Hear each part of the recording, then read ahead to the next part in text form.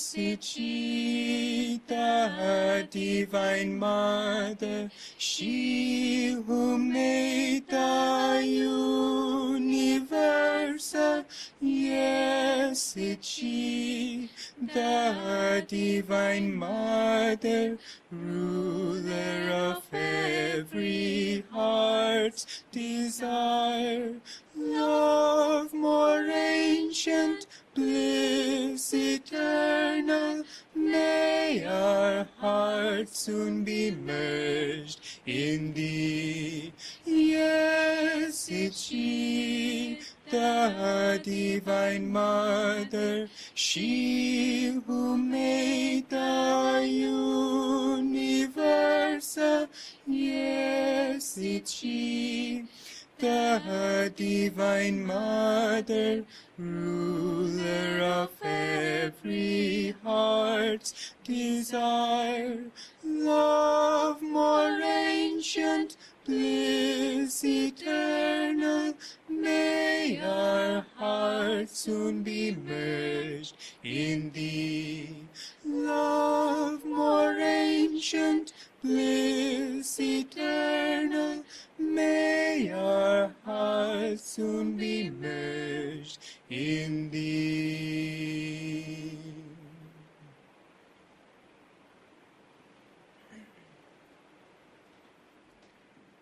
It's a joy to hear these beautiful songs of Swamiji's and to hear his voice. I asked Swamiji, and I told some of you out at the retreat, is this on or is this recording? Just record? That I asked him before, some years back, before he passed away, would he be able to help us as much as when he was with us as now. Before, this was some 10 years ago. And he said, it was in a satsang like this, there were quite a few people. He said, I really hope so. And I pondered that over the years, because if Swamiji could, he would. And I came to understand that he meant, if you all can reach me, I can help you. And you all can reach me through listening to my music, through service, through listening to my talks, through reading the books, through meditation. And as we do that, we feel his consciousness, uplifting our consciousness still. And probably several of you, as I have had dreams of Swamiji where he was guiding me, counseling me, sometimes scolding me for particular attitudes. And I was grateful because he's not gone. He's still very much with those who are thinking him near, who are following him, who are praying. Swamiji merely left that body. He didn't leave us, and he wouldn't leave us. He went into another form where he is now omnipresent, and he can reach anyone who can reach up and find him. And so in this time of a year, it seems amazing that a year has passed. And when Swamiji left his body last year, my first thought was I was just so happy for him, because Master told him near the end of his life, Master's life, he said, I'm very pleased with you. I want you to know that. So Swamiji gave everything he had to his guru. And when he left that bodily form, he went into omnipresence, where he could help us more. And you can look at over the past year, within ourselves. I mean, I've grown tremendously from the blessing Swamiji has left, from the mantle he left on all of the people who are in tune. The communities and the centers have developed beautifully. There are doors opening everywhere. And someone told me that they were able to, it was Kabir, he was able to get a job finally in India as a teacher just the day of Swamiji's passing.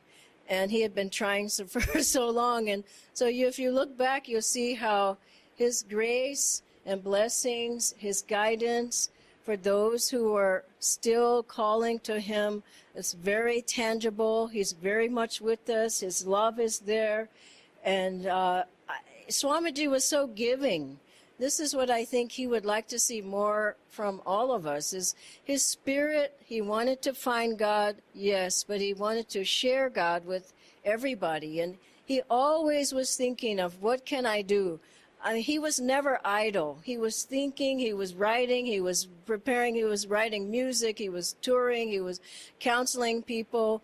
He was doing, even in the hospital, you remember when in Gurgaon, he was there, and after surgery, the doctor came in and was asking him about, I have a son in college, and what cut corners, how can I not cut corners? And Swamiji thought of the material success lessons, and he counseled him while he was in the bed, and he called someone in. I think it was Lakshman, then Leela, and they took down the notes. He was saying, I want to write about this, this, and the other. And he never stopped. And I think that's something that we have to learn from. We can't say, I don't feel like it. Oh, I don't want to go to the satsang. Oh, I'm tired. And I go through that myself. How on earth am I going to keep this pace up? It's just, how can anybody keep the pace up just from the weekend? One thing, this and next, and and I saw Baras running around doing this, and then different ones, Shamani, and and I know what it's like. But Swamiji kept that pace. We can't say no, Swamiji's gone. I'm going to sit back and relax. There's no relaxation for the devotee. A smooth life is not a victorious life. There's a life of dynamic energy and magnetism and moving masters' teachings forward. And Swamiji always had in his mind, who needs help? How can I help someone? And I remember years back in the 90s, maybe it was 1990, and I was told this story by some people, Jyotish and Devi, I believe it was, but they were in the car with Swamiji, and he was, even when he was asleep, he was thinking of how to serve Master. In his dreams, Master came to him. In his waking state, he was thinking how to serve Master. When he was ill, he was thinking how to serve his Guru.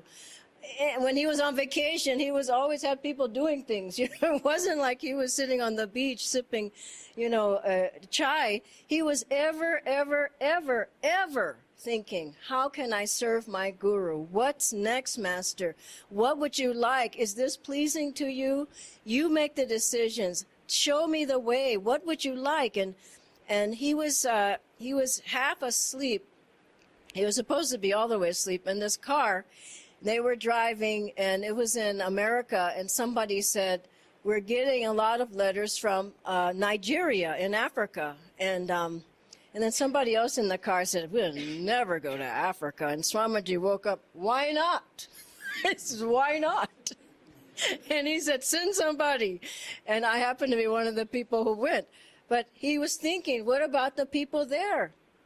And ended up being South Africa as well, Zimbabwe as well, a little bit later, Australia. He always in the beginning would tell us, these are the places where we will be going, and though Africa wasn't in that list. But then later, at the age of 78, think about it, Swamiji, he gets divine inspiration, and he says, I am moving to India. And he leaves Italy, and he moves to India, and he brings, the maximum was, I think, 40 of us in that house, be 10 by 8. Then at one time we had 7 houses around, and Swamiji was right in the middle of that. And how did he guide all the people's lives and all the people that he knew, the people he didn't know? He would go in the Metropolitan Mall, store to store, whenever he would go to the mall. Even when I go there now, people, they say, oh, we miss Swamiji, oh, how's the Sangha?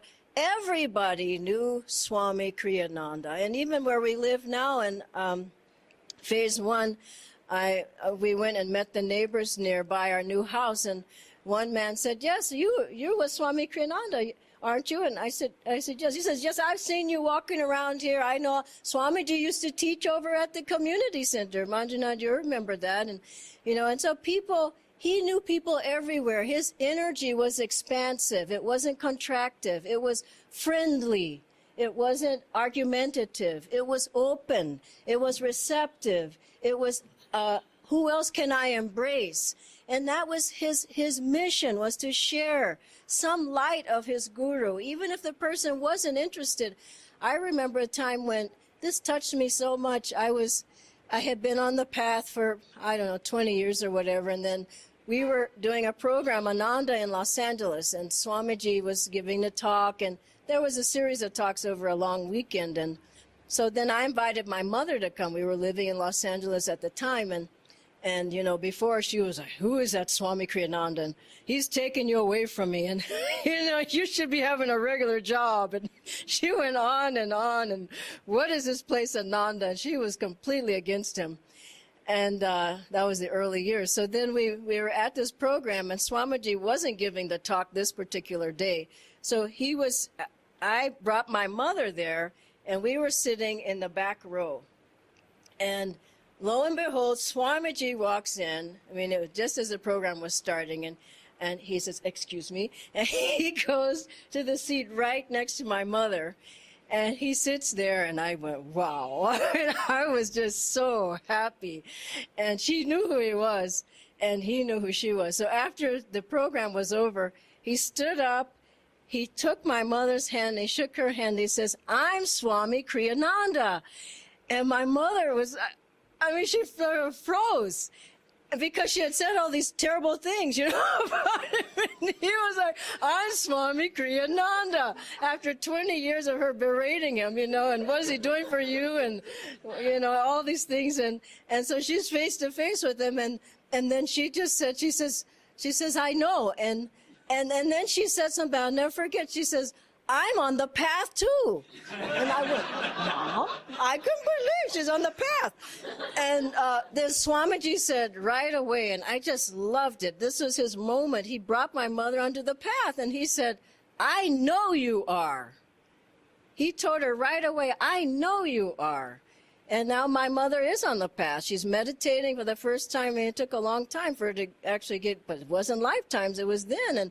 And she told me after that, I took her to the airport, or one way or another, we were at the airport, and she looked at me, she said, stay on the path, because I'm right behind you. I went, this is my mother talking? It was unbelievable. But that's how Swamiji was. He just reached out to everybody, and they felt his love. They felt his sincerity. They felt the joy.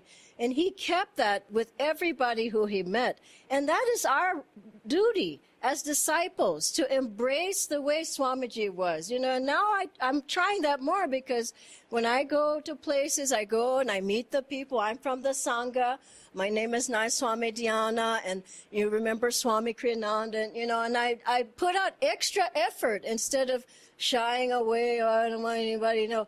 We need to just think, what would Swamiji do in every situation? And when you're with people, and I've come to the thought in my mind now that, different disagreements happen. This person thinks this, that person thinks that. And Divine Mother gave me the way to think about it. And it's such a wonderful, pure way. I hope it helps you. I have in my mind now, when there's something that doesn't seem quite right, there's a disagreement. And then I just say in my mind, and I say, maybe they're right.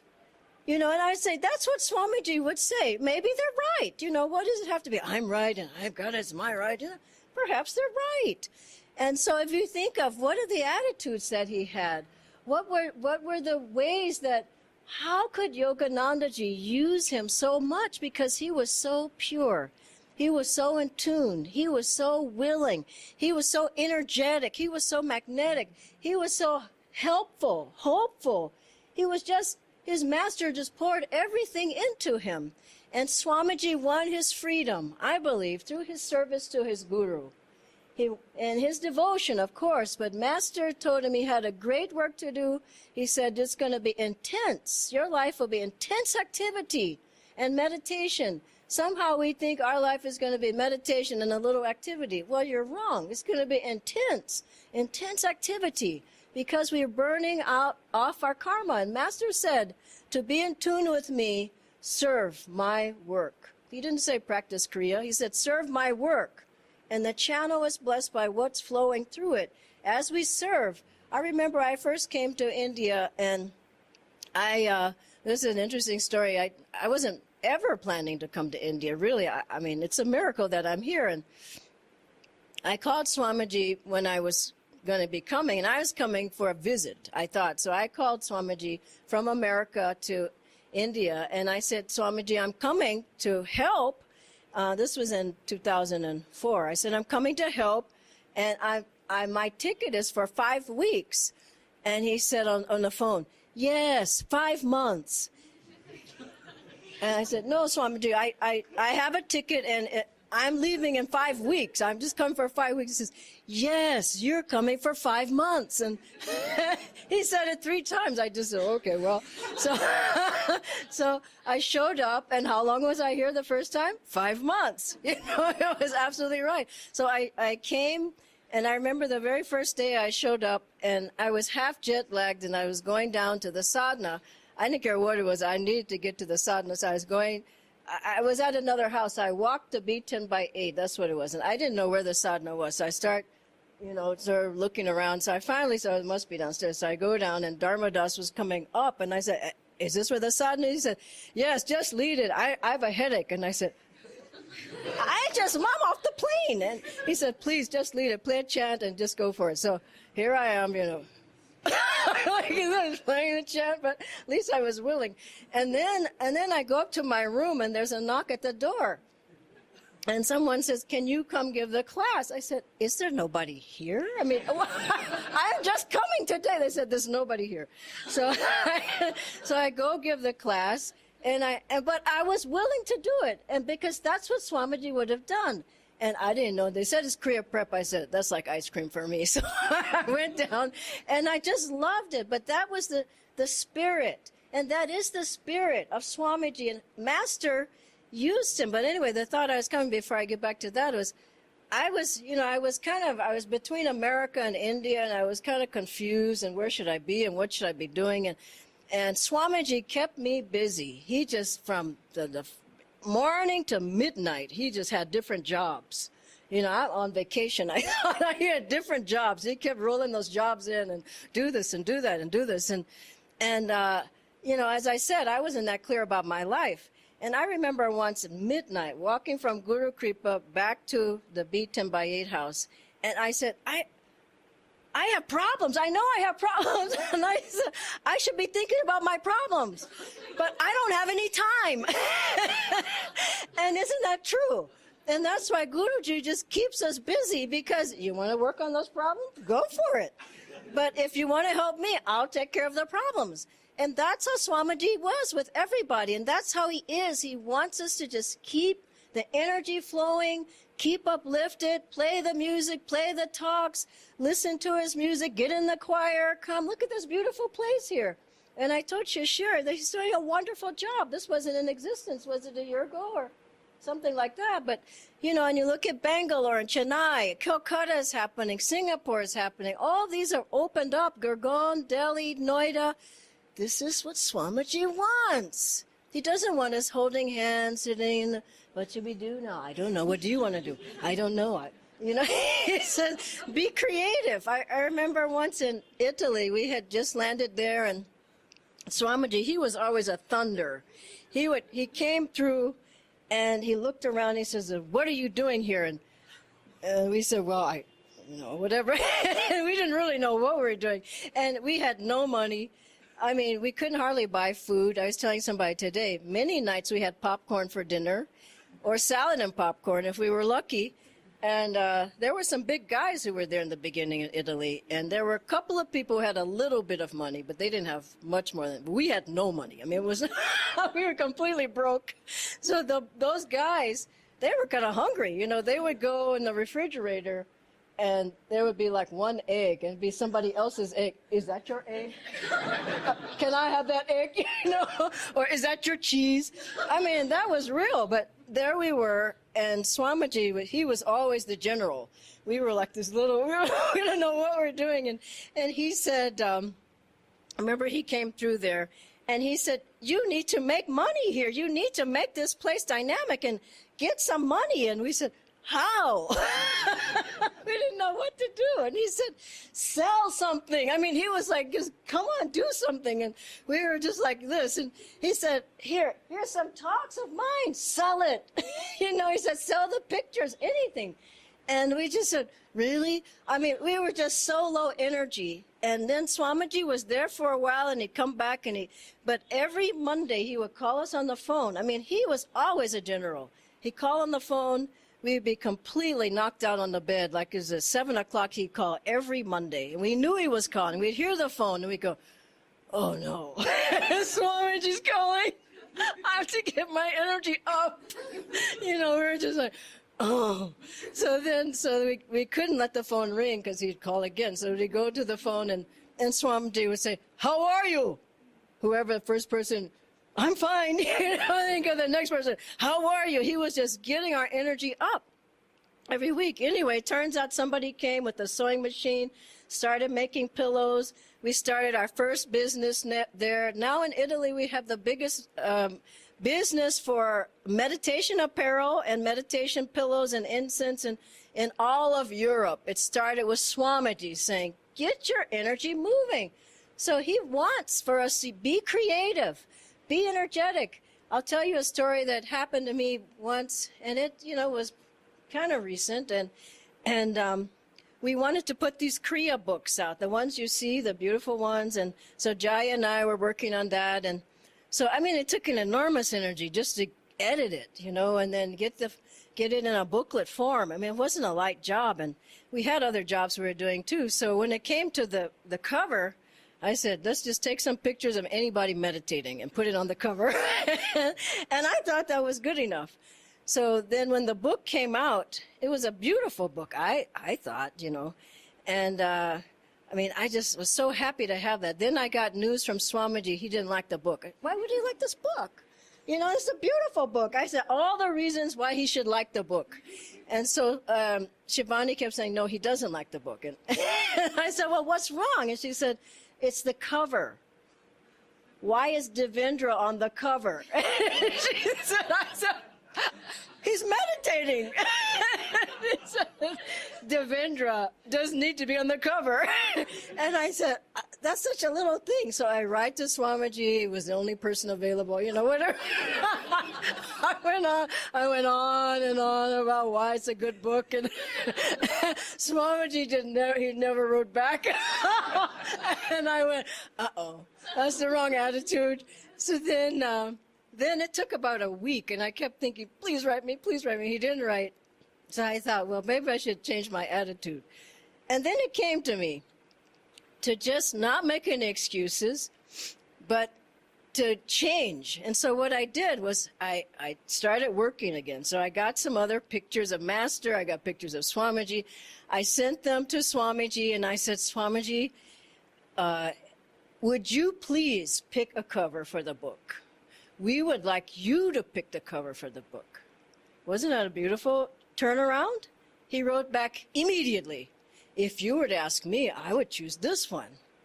And we had put that cover on 2,000 books.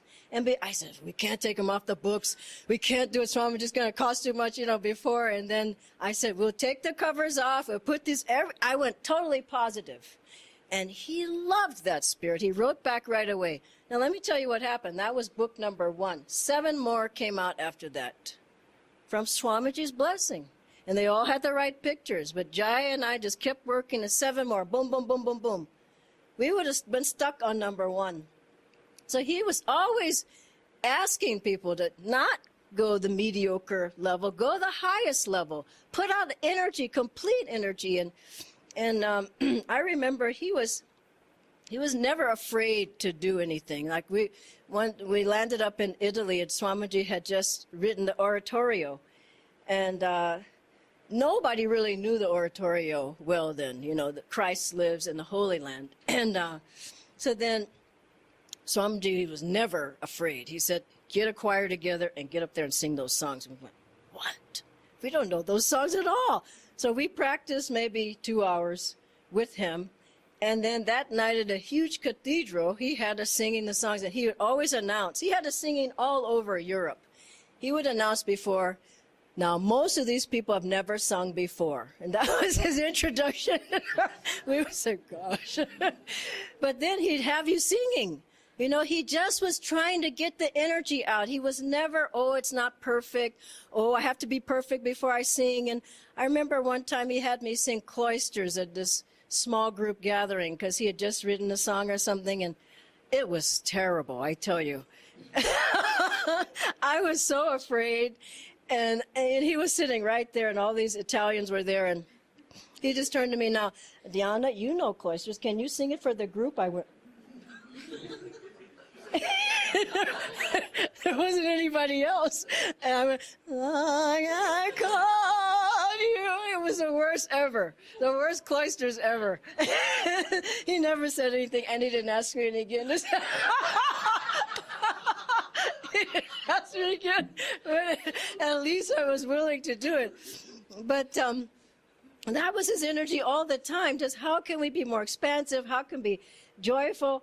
And, you know, and if you didn't do things with joy, he just wasn't happy with that. You know, it had to be from your heart. It had to be a joyfully serving God, you know, and not, oh, yeah, another project from Swamiji. You know, it's like with joy. You do it. And I remember once he asked me to come to his house, and it was, I think it was like 10 o'clock at night or something, to do a particular thing. And so he called up, and I said, I'll be right there. So I got down there, and I did whatever it was. And he said, I want to thank you for coming. I said, Swamiji, only if I were dead would I not show up here. And he says, why be so tense? I said, what? I mean, really? I said, only if I were dead would I not come, you know? And it was like, where's the joy? I mean, there was no joyful service. It was like, I'm going to keep my post, you know? And then he wanted you to do it with the love for God and with joy and, you know, with the willing spirit. And then you found that when you did that, you know, and at the community, when it got too heavy and stiff, and he would always pull out the PG Woodhouse, remember, over Beaten by 8 as well.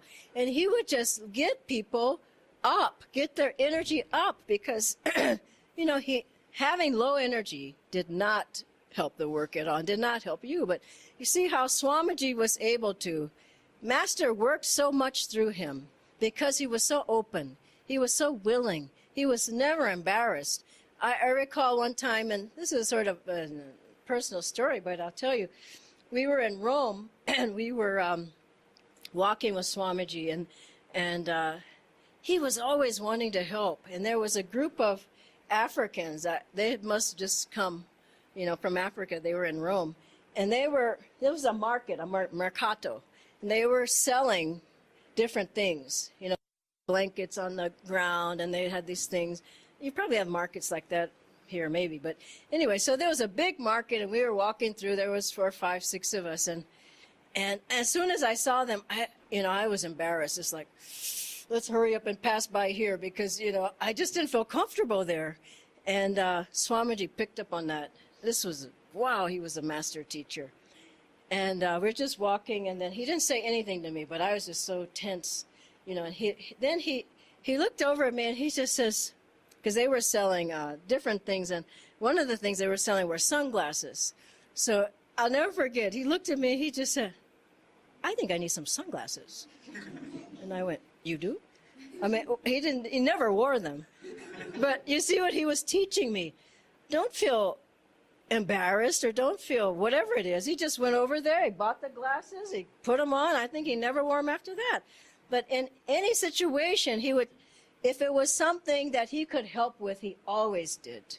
He never shied away from it. He always helped people that way. And he showed that that was the way that we should be. So Master he told him that, you know, when Swamiji came, he was a young 22, but he was sharp as a tack. He was connected with his guru. He had read autobiography. He got on the first bus. He got over there. He was dynamic from the start. Remember, he was going to the, was a Doubleday bookstore. He had seen the book there. Do you have a Kleenex with you? Yeah, thank you. He had seen the book and autobiography, and then he said, I don't need to read anymore. I don't need any more books. So then he left. And then he found that he couldn't move. His feet were headed towards the bookstore. So he went back, he bought the book, and he said he read through it right away. He got on the bus, he went immediately. Masters helped him with his mother and his family and everything. They were going away. And he goes to meet Paramahansa Yogananda. What a wonderful day. And he's there, and finally he gets in, and he says, I want to be your disciple. And he kneels in front of Master. Master just read him like a book. And then Master, like Swamiji said, he places his finger on his heart, and he blesses him. And Swamiji said, from that moment on, he was changed. 8 months later, Master tells Swamiji, through one of the disciples, he wants him to go and teach on his behalf. He wants him to give Kriya. And Swamiji says it. He does it. Now, how many of us would dare? But, when we were traveling around here in the early days, Jamal, remember, we'd go to Guru Kripa, and Swamiji would bless every person. He didn't travel then because he wasn't that well himself, but you could just feel he just wanted us to go. And we went to every place, every major city around, teaching for Swamiji. So Master did the same with Swamiji. He sent him out right away. You remember the story here? Swamiji shows up, and he says to, is it Bernard who delivered the news to him or somebody? But he says, why me? And he says, I don't know, Master wants you. So he goes, and he's there, and he, the curtains part, and there's the 22-year-old, And Master said, you've got to love this. He said, I didn't care how young he was. I didn't care how inexperienced. I didn't care how new. There was a bond from past lives. He had that bond with his guru. And we have that bond with Swamiji. We have that bond with Master. That's how they can use us. Master could use him because he had that bond with him, and he could work through him. We have that bond. We can't say, well, you can't use me. I don't know. I don't have the bond. Well, get the bond if you don't have it. But he had that. So he gives the talk. Everybody's there, and but he gets through it. And then he gives Kriya. He's only had Kriya for 8 months. After that, Master makes him in charge of the monks. He makes him in charge of the centers. He gets him in charge of the correspondence department. He gets him in charge. He's the main minister going around teaching. He did everything when you think about it. And how could Master work through him? Because he stayed in tune. And, he was in tune from other lives, and he stayed in tune. So that absolute attunement, I think that's what Swamiji showed us the most. Stay in tune. Be in tune. Don't let your energy drop. Don't go negative. Don't go off to the side. When we were first in Italy, Swamiji told the 4 of us who went, he said, all of you together will have a strong magnetism, but any of you going on your own way will lose it. He was very clear about it. And that's why we stuck together. And I feel the same here. Everybody here together, everybody at Pune together, everybody at Bangalore together, wherever, Mumbai and Gurgaon, meditating together. We meditate together in Gurgaon every day. There's only 3 of us. We have a small staff, but it's a strong staff. And we commit to that meditation. And what happens is we don't need to discuss things as much because it's just, Amit will say something. I said, yeah, that's the same thought I had. And Devendra says something. Amit says, yeah, that's what I was thinking. Then I said, yeah, we want to do that. It's easier if you're meditating together because you're on the same wavelength. And then if you're serving together, and then if you're chanting together and you're doing kirtan together and you're traveling around together, you have that same vibration. And I know that's what Swamiji wants from us. He doesn't want one's gone off, this one's mad, this one's throwing a tantrum. It's like he said, is this what I left here?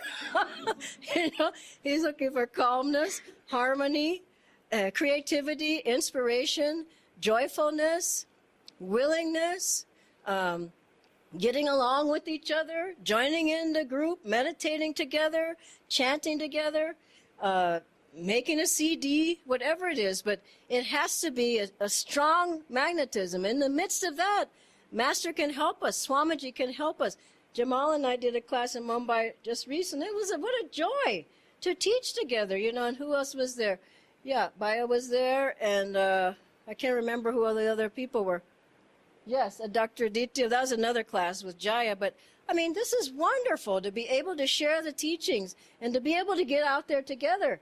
We have to remember Swamiji's level of energy. It wasn't low. It wasn't mediocre. It was high. It was a blast. And he blasted the whole time through.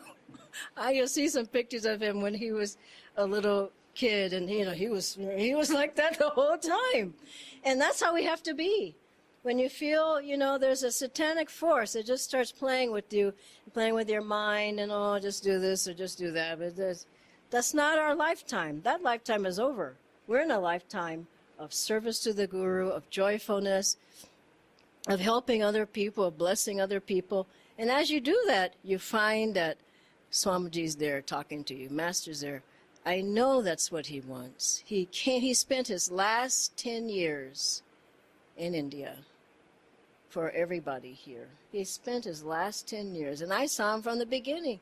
He was ill all the time. He had this problem, he had that problem. He was in the hospital so many times, and and it happened here in Pune. I don't know if Narayani was there, of course, and I don't know who else was there, but when Swamiji came out of the hospital, it was like December of 2 years back. And he came out with a message. I mean, we were visiting. Jaya was here, Preeti was here, and we were all we were having meetings in Pune. And then Swamiji ended up in the hospital. And so on our way out to the airport, we went to see him. And were you there, Jamal? We went to see him, and I didn't know what to expect because you're just out of the hospital. I thought he would just be weak and, you know, barely able to talk. And Miriam kept telling us, don't ask any questions. Don't talk about business. Don't talk about this. Don't talk about that. We were just like, okay. So we get there, and Swamiji comes into the room. We met at the Lay Meridian in the lobby, one of the lobbies. And he came out, and his face was glowing. He felt to me like with Jesus. This is Easter, by the way. And you know, he seemed to me like Jesus. He had just come down from the Mount of Transfiguration.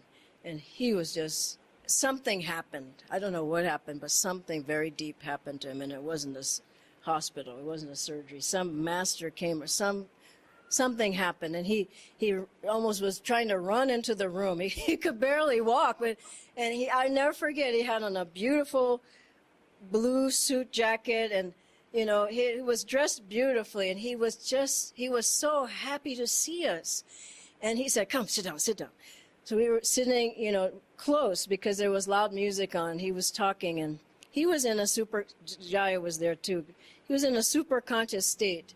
And he would look at us for a long time and just stared into our eyes. And then, you know, then he'd close his eyes for a while. And then, you know, and I never saw Swamiji like that. And then, you know, he would look at another person and he would say something.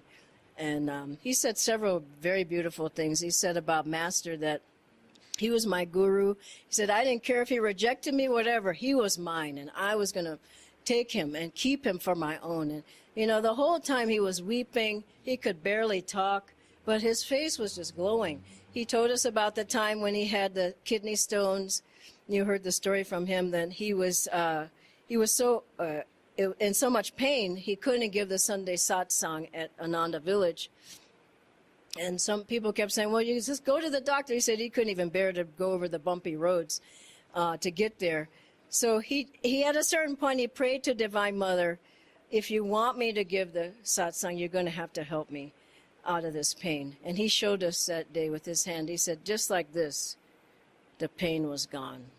And it didn't come back, and it was replaced by joy.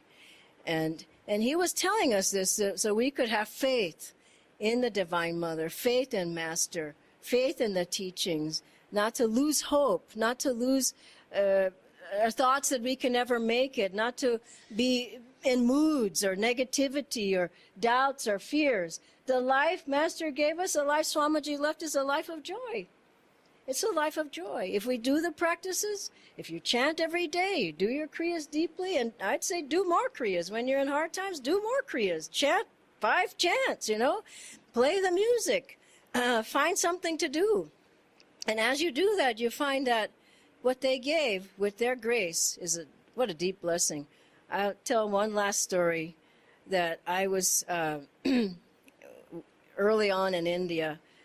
It wasn't such an easy time for anybody, I don't think, but so I once went to Swamiji and I said, I'll tell you 2 things, but I went to Swamiji and I said, Swamiji, I'm chanting, I'm meditating, I'm doing as many kriyas as I can, I'm teaching, I'm going to satsangs, I'm affirming, I'm reading. I said, and my heart was in pain. I said, Swamiji, I don't know what else I can do. Am I missing something? Is there something else I should be doing?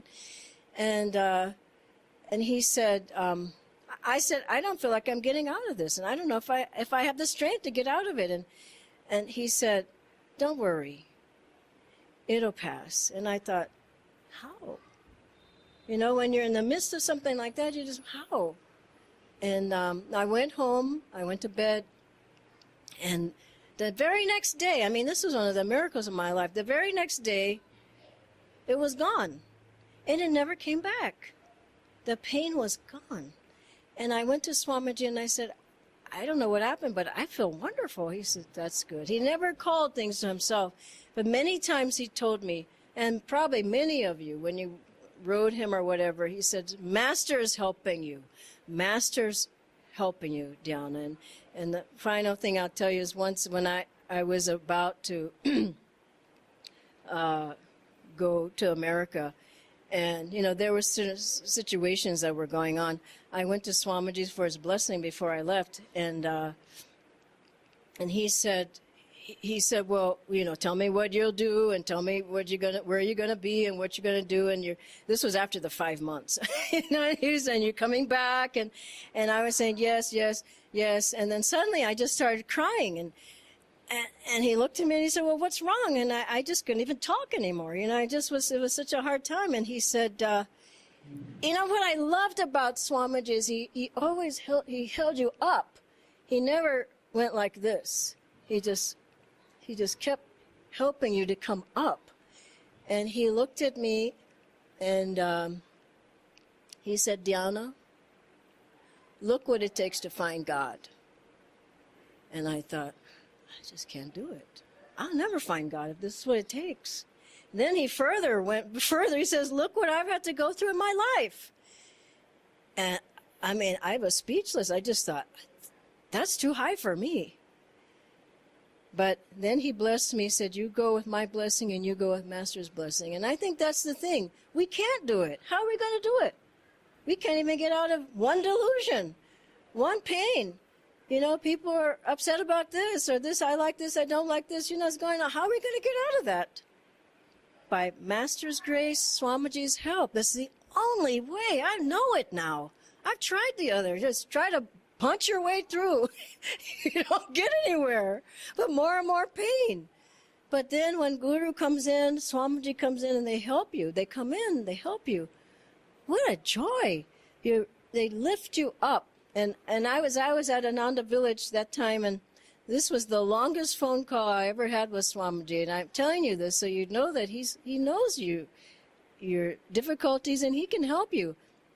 And so I was calling, I was talking to Nirmala, I think it was, yes. And then she said, well, how's it going? I said, well. And so then she said, okay, talk to Leela. And Leela said, how's it going? I said, well. So then they said, Swamiji just walked in the room. I said, don't give him the phone. Don't give him the phone. My energy was in my toes. I said, just don't, please don't give him the phone. And then suddenly, Dhyana? I said, yes, Swamiji. And he knew what was going on, but he didn't ask me that. He just says, how's the weather in California? I said, it's nice. Then he said, what are you doing there? I said, well, I could feel my energy start coming up. I said, well, I'm reading your books. And he says, which books? I said, which books? And then he said, what part did you like? I said, that part, you know, it kept going up. It kept going up. And he said, what else are you doing? And the energy kept rising. The darshan, it was over the phone. It kept rising. And then when I felt my energy had come all the way up, he says, okay, bye-bye. And it was 15 minutes. He waited and waited and waited and waited. Okay, bye-bye. And I think that's still there. You know, look at his picture. Talk with him. Ask him the questions in meditation. What should I do? What's the right thing? Like Lata's beautiful story yesterday. Which way should I go? Who should I see? What should I do? Make him alive in your life. Not, oh, Swamiji, oh, Om. That's not enough. It's Swamiji, Om. No, let's keep going for it. I'm with you. I'm your hands and feet. I want to serve you. I want to help the people. Who are the people you want me to help? Where do you want me to go? Who do you want me to see? After Swamiji passed last year, I went to all the places where I thought he'd want to go here and tell these people. He wants me to go. I went to Tonino's. You know, most of you have been there. I went to the mall. I went to Mo Furniture Store. You know, I just went to every place. And I said, I just wanted to tell you myself, because Swamiji would want you to know that he left his body, and most of them had seen in the newspaper. But I went to Tonino's the same day, because I felt I was out in Delhi going to the different centers, you know, doing the different ceremonies, and I just felt Swamiji say, go.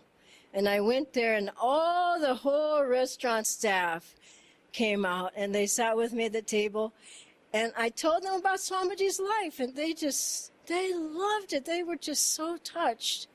We don't know how touched the people were everywhere on earth, like when Buddha achieved enlightenment. People everywhere on earth felt that. When Swamiji left his body, that's why people felt so much joy.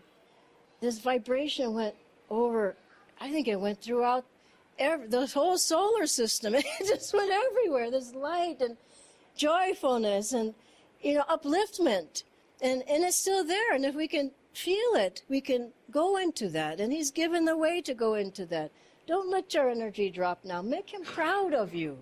Don't go in a negative way. Don't go the energies down. Just say, no, I'm going to be an example of my teacher, of my guru, to everybody I meet on the street, on the bike, or whatever it is. And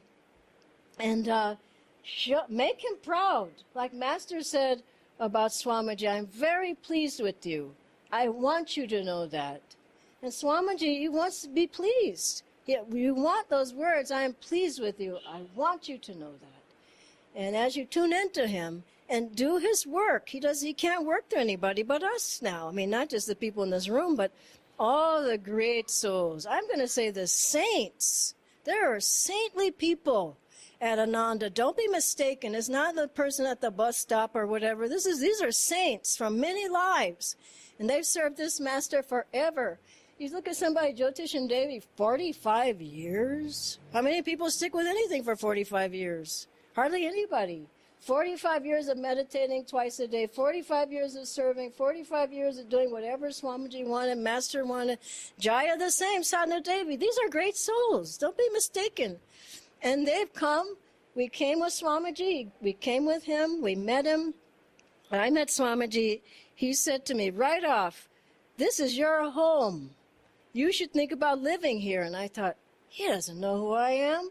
I didn't know who I was. That was the thing. He knew everything about me. And I came into his orbit. I was doing things before. I was with another organization. I was barely energizing. You know, I was just doing energization like this, nothing. And then Hong saw. My mind was gone crazy. Om technique. I didn't know what I was doing. Kriya, I was barely doing it.